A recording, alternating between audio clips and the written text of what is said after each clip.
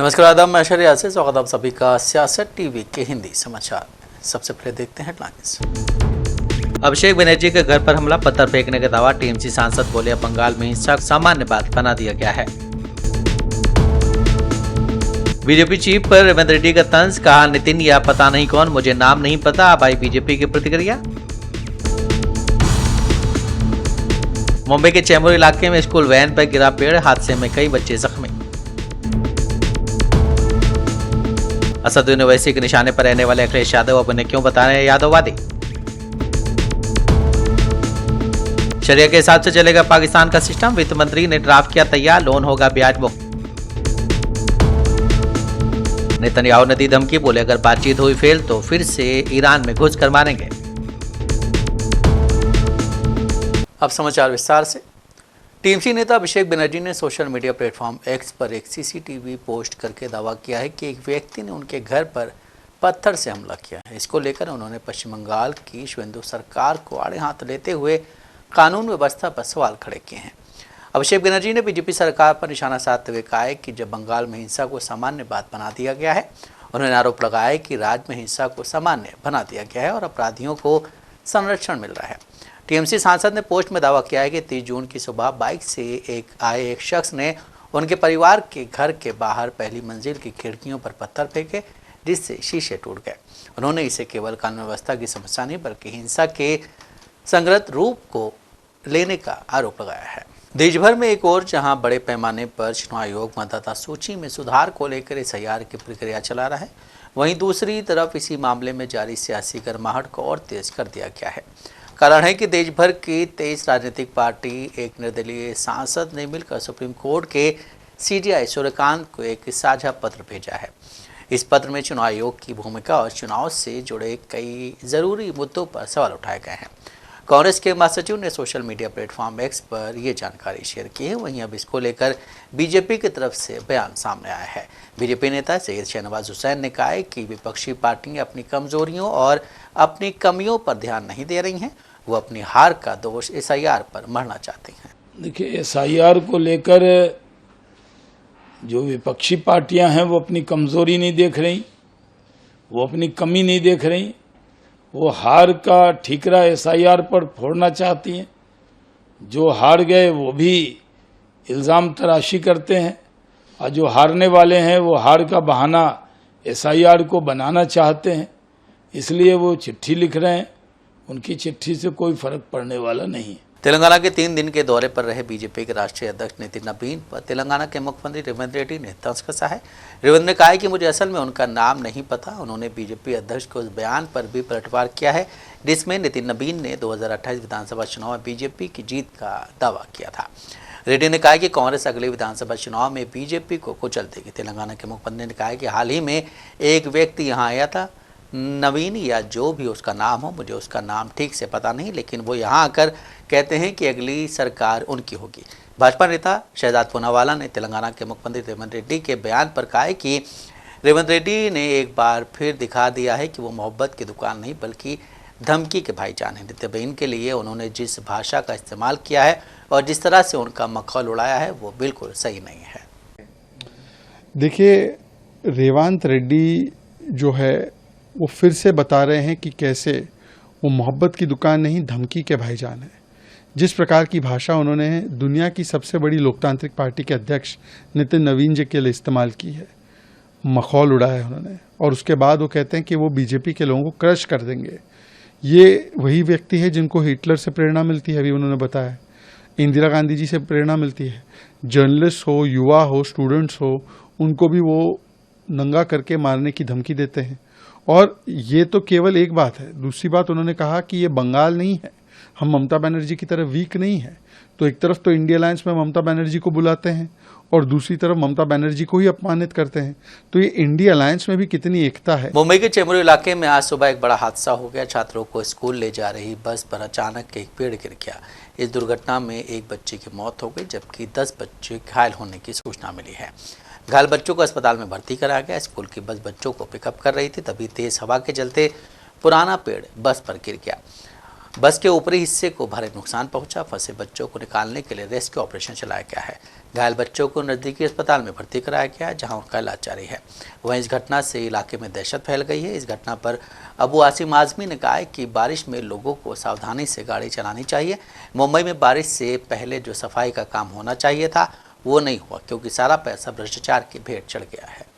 बारिश में एक तो लोगों को गाड़ी संभाल के चलाना चाहिए, गाड़ी को ऊपर ले लो। उसे मुंबई में जो सफाई होना चाहिए बरसात के पहले, जो नाले साफ होना चाहिए, गटर साफ होना चाहिए, वो बिल्कुल साफ नहीं हुए हैं। सारे पैसे जो है ना सब करप्शन में गए। गड्ढे रोड पे बहुत बढ़ते बढ़ जाएंगे और ये हालत है, तो इस पर जरा सरकार ध्यान देना। सर, प्रिविलेज मोशन लेके आई गई है, कांग्रेस तैयारी कर रही है। राजनाथ सिंह के जिस तरह से जो ऑपरेशन सिंदूर को लेकर उन्होंने स्टेटमेंट दिया था कि कोई भी सैनिक शहीद नहीं हुआ है, पर वो खबर कहीं न कहीं गलत लगती हुई है, तो प्रिविलेज मोशन लाने की तैयारी करी है कांग्रेस। मतलब ये जो बीजेपी जो है मनमानी, जो सदन में बोला था कि कोई मार्टर नहीं, मनमानी जो करती है, पहले सदन बोला कि इसमें अपना कोई भी आदमी जख्मी नहीं हुआ, कोई मारा नहीं गया, कोई शहीद हुआ। अब कह रहे हैं कि उससे बहुत मारे गए।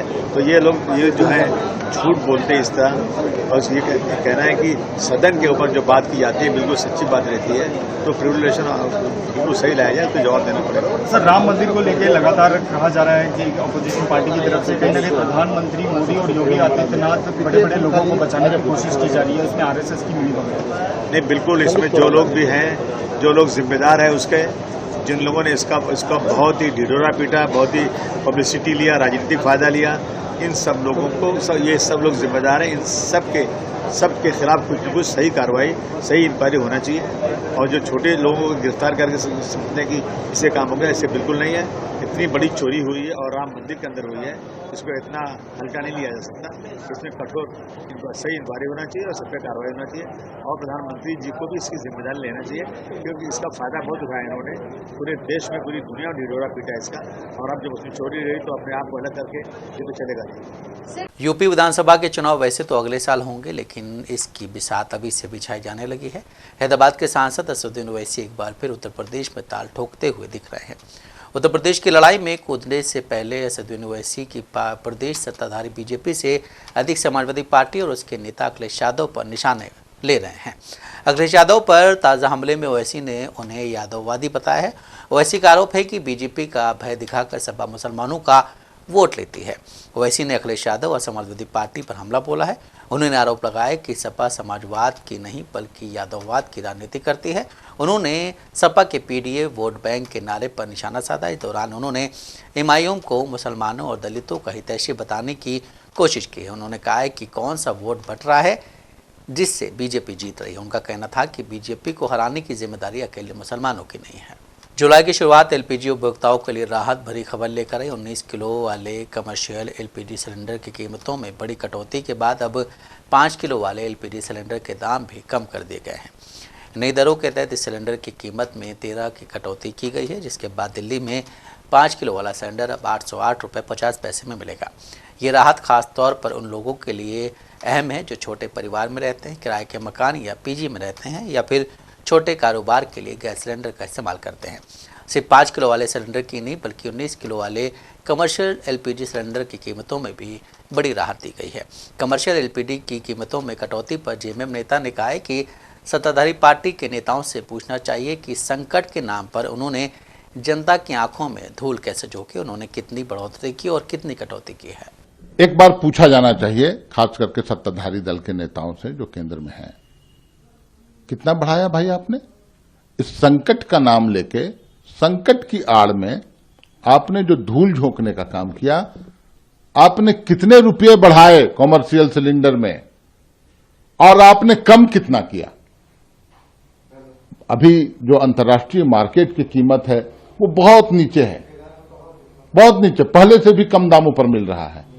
तो पूर्ववत रूप से क्यों नहीं वो कीमत आ जाती है? पहले जिस रेट में मिला करता था उससे भी कम हो जाना चाहिए, लेकिन मुनाफे की पैसे पूंजीपति मित्रों की जेब में जाना है। गरीबों के पॉकेट से निकालो और डाल दो अपने पूंजीपति मित्रों के पॉकेट में, और फिर उन पैसों से विधायक खरीदना है, सांसद खरीदना है। गरीब विरोधी ये सरकार, जवाब देना होगा इनको। पेट्रोल, डीजल सभी महंगा कर दिया था आपने। स्थिति अब सामान्य है, सप्लाई नॉर्मल हो चुकी है। जहां तक मुझे जानकारी है, अंतर्राष्ट्रीय बाजार में कीमतें कम हुई हैं, तो उसका लाभ आम आदमी को क्यों नहीं मिलेगा। तमिलनाडु की विजय सरकार गौहत्या पर रोक लगाने के मद्रास हाईकोर्ट के आदेश के खिलाफ सुप्रीम कोर्ट पहुंची है। मद्रास हाईकोर्ट के 27 मई के उस आदेश के खिलाफ तमिलनाडु सरकार ने सुप्रीम कोर्ट में स्पेशल लीव पिटीशन दायर की है, जिसमें अगस्त 1976 के सरकारी आदेश को लागू करते हुए पूरे राज्य में गौहत्या पर रोक लगाने का निर्देश दिया गया था। मद्रास हाईकोर्ट का यह आदेश 1976 के उस आदेश पर आधारित था, इसमें दूध उत्पादन और ग्रामीण अर्थव्यवस्था में सुधार के लिए गौहत्या पर रोक लगाई गई थी। इसके खिलाफ याचिका राज्य सरकार के सचिव ने सुप्रीम कोर्ट में दायर की थी। इसमें प्रतिवादी के तौर पर हिंदू मक्कल कांची के युवा विंग के सचिव को शामिल किया गया था, जिन्होंने हाईकोर्ट में मूल रेट याचिका दायर की थी। इसके साथ ही पुलिस से डीजीपी समेत अन्य अधिकारियों को भी प्रतिवादी बनाया गया था। फैसला लिखने वाले जस्टिस ने इस बात पर जोर दिया था कि संविधान का अनुच्छेद 48 राज्य से अपेक्षा करता है कि वो गायों, बछड़ों और अन्य दुधारू और बोझा ढोने वाले मवेशियों की हत्या पर रोक लगाने के लिए कदम उठाएं। समाजवादी पार्टी के अध्यक्ष और यूपी के पूर्व सीएम अखिलेश यादव को जन्मदिन पर यूपी सरकार में मंत्री ओम प्रकाश राजभर ने अनोखे अंदाज में बधाई दी है। उन्होंने सोशल मीडिया पर एक पोस्ट करते हुए अखिलेश यादव पर तंज कसा है।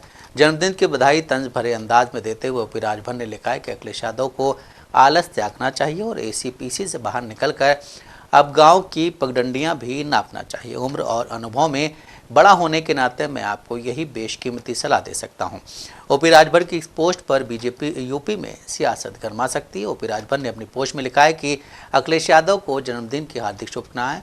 बहुत सोचा कि आपको उपहार में क्या दूं। आप ठहरे बड़े घर के बेटे, पिताजी पूर्व सीएम और रक्षा मंत्री रहे, आप खुद पूर्व मुख्यमंत्री रह चुके हैं। ओपी राजभर ने लिखा है कि आलस से बाहर निकलकर गांव देहात की पगडंडियां भी नापिए। गैर यादव पिछड़ों, गरीबों, दलित, वंचितों और समाज के हर वर्ग के बीच जाकर उनके सुख दुख में शामिल होइए। नए उत्तर प्रदेश को देखिए और समझने का प्रयास कीजिए। राम मंदिर में चढ़ावा चोरी के मामले के बीच तीर्थ क्षेत्र ट्रस्ट के महासचिव चंपत राय ने अपनी करीबियों से कहा है कि वो कलंक लेकर अयोध्या से नहीं जाएंगे। चढ़ावा चोरी के मामले में लगातार उठ रहे सवालों पर अपने बेहद करीबियों से बातचीत में चंपत राय ने कहा कि अयोध्या में मेरी सेवा हो चुकी है, मंदिर बन गया है, लेकिन कलंक लेकर अयोध्या से नहीं जाऊंगा। चंपत राय इस वक्त एकांतवास पर हैं। एसआईटी की फाइनल रिपोर्ट का इंतजार कर रहे हैं। माना जा रहा है कि इसके बाद वो अपना पक्ष रख सकते हैं। अपने बेहद करीबी लोगों से बातचीत पर चंपत राय ने कहा है कि टिन्नू यादव ने धोखा दे दिया। मुझे ऐसी उम्मीद उससे बिल्कुल नहीं थी। चंपत राय तीर्थ क्षेत्र पुरम में जिस कमरे में रहते हैं वो बेहद साधारण सा कमरा है।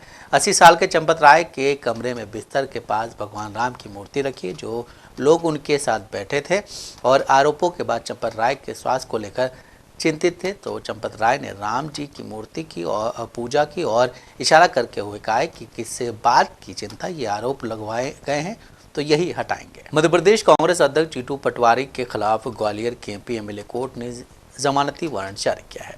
मामला साल 2024 के लोकसभा चुनाव के दौरान हुई एफआईआर से जुड़ा है, जिसमें बीएसपी के प्रत्याशी ने जीतू पटवारी पर आरोप लगाए थे। एफआईआर के मुताबिक जीतू पटवारी ने देवाशीष पर सार्वजनिक आरोप लगाया था कि उनकी बीजेपी से सांठगांठ रही है। इसके बाद उन पर मानहानि का केस हुआ था। इसी मामले में कोर्ट ने जीतू पटवारी को 16 जनवरी 2026 को पेश होने का नोटिस जारी किया था, लेकिन वो उपस्थित नहीं हुए। इसके बाद से कोर्ट ने उनके खिलाफ अरेस्ट वारंट जारी किया। इसी के साथ कोर्ट ने एमपी पुलिस को फटकार भी लगाई और सवाल किया है कि अब तक जीतू पटवारी को गिरफ्तार क्यों नहीं किया जा सका है। कोर्ट ने एसपी को जीतू पटवारी की जल्द गिरफ्तारी के निर्देश दिए हैं। मामले में अगली सुनवाई 27 जुलाई को होगी और एसपी को निर्देश दिया गया है कि जीतू पटवारी की मौजूदगी हर हाल में सुनिश्चित की जाए। पाकिस्तान की शहबाज सरकार ने देश की वित्तीय व्यवस्था को धीरे धीरे रिबा यानी ब्याज मुक्त बनाने की दिशा में कदम उठाया है, जिसके तहत अब देश का सिस्टम शरिया के हिसाब से चलेगा। सरकार ने तय किया है कि 1 जनवरी 2028 से लोन समेत सभी नए लेन देन शरिया के अनुरूप किए जाएंगे। हालांकि मौजूदा व्यवस्थाएं अपनी अवधि पूरी करने तक जारी रहेंगी। सरकार ने फैसला किया है कि 31 दिसंबर 2027 तक वित्तीय प्रणाली बदलाव की प्रक्रिया पूरी की जाएगी और 1 जनवरी 2028 से सभी नए वित्तीय लेन देन, जिसमें कर्ज और अन्य वित्तीय समझौते शामिल हैं, शरिया के अनुरूप किए जाएंगे। ज़्यादातर विदेशी स्वामित्व वाले बैंकों और फाइनेंशियल संस्थानों को पारंपरिक और इस्लामी दोनों तरह के तरीकों वाली हाइब्रिड व्यवस्था जारी रखने की अनुमति दी जाएगी। हाल ही में ईरान और अमेरिका के बीच की बातचीत के दौरान इजराइल के प्रधानमंत्री बेंजामिन नेतन्याहू ने एक बड़ा बयान दिया है। उन्होंने कहा कि अगर ज़रूरत पड़ी तो इजराइल ईरान में दोबारा हमला कर सकता है। नेतन्याहू ने यह बयान ऐसे समय में दिया है जब अमेरिका के राष्ट्रपति डोनाल्ड ट्रंप लगातार उन्हें ऐसे भड़काऊ बयान और लेबनान पर हमला करने से रोक रहे हैं। नेतन्याहू ने ईरान पर पिछले हमलों को परमाणु विनाश से बचाने का दावा करते हुए कहा है कि अगर ज़रूरत हुई तो इजराइल तीसरा हमला करने के लिए तैयार है। एक न्यूज़ रिपोर्ट के मुताबिक नेतन्याहू ने अपने बयान में कहा है कि ईरान को परमाणु हथियार हासिल करने से रोकने के लिए इजराइल स्वतंत्र रूप से कार्रवाई करेगा। उसने ऐलान किया है कि अगर इजराइल की सुरक्षा मांगों को पूरी नहीं किया जाता है तो एक और अभियान चलाया जा सकता है। नेतन्याहू ने दावा किया है कि ईरान में हमने खुद को परमाणु बमों से बचाया, ज़रूरत पड़ने पर तीसरी बार फिर ऐसा किया जा सकता है। हालांकि इजराइल ने बार बार संकेत दिया है कि वो खुद को किसी भी ऐसे समझौते से बंधा हुआ नहीं मानता है जो ईरान की परमाणु क्षमता को बरकरार रखता है। हिंदी समाचार यहीं समाप्त होता है। मुझे दें इजाज़त। बाकी खबरों के लिए बने रहें सियासत टीवी के साथ।